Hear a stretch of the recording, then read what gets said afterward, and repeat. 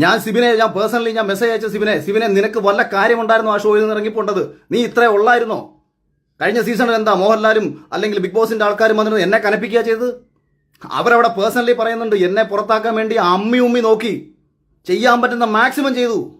ഏശാത്തത് കൊണ്ടാണ്. അല്ലെ നിങ്ങൾ വിചാരിക്കുന്നുണ്ടോ എന്നെ പോലെ ഒരുവനെ ജയിപ്പിക്കാൻ ഇവർ നിൽക്കുമെന്ന്?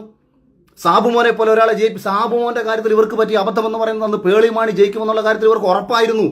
അവസാന സമയത്ത് ചെറിയ വേരിയേഷന്റെ പുറത്ത് സാബു ജയിച്ചു എന്നത് ഒഴിച്ചാൽ ഇവർ ഒരിടത്തും പ്രതീക്ഷിച്ചിരുന്നില്ല സാബു ജയിക്കുമെന്നുള്ള കാര്യം. ഒരു സിനിമാ സംവിധായകനും സോഷ്യൽ മീഡിയയിൽ അത്യാവശ്യം ചർച്ച ചെയ്യപ്പെട്ടുള്ള ഒരാളുമായ, അല്ലെങ്കിൽ പലവിധ ചാനൽ ചർച്ചകളിൽ പങ്കെടുത്തിട്ടുള്ള ഒരാളുമായ എനിക്ക് കിട്ടിയതിന്റെ 3 ഇരട്ടി ശമ്പളം കൊടുത്തു കയറിയ മത്സരാർത്ഥികൾ ഉണ്ട് കഴിഞ്ഞ സീസണിൽ. ആരാണ് ഈ ശമ്പളം ഈ രീതിയിൽ അവർക്ക് കൊടുത്തത്? അതിന്റെ ഷെയർ വാങ്ങി സ്ത്രീകളെ സ്വന്തം കാര്യങ്ങൾക്ക് ഉപയോഗിച്ചുകൊണ്ട്, മത്സരാർത്ഥികളെ സ്വന്തം കാര്യങ്ങൾക്ക് ഉപയോഗിച്ചുകൊണ്ട് ഇത്തരം നാറിയ പരിപാടി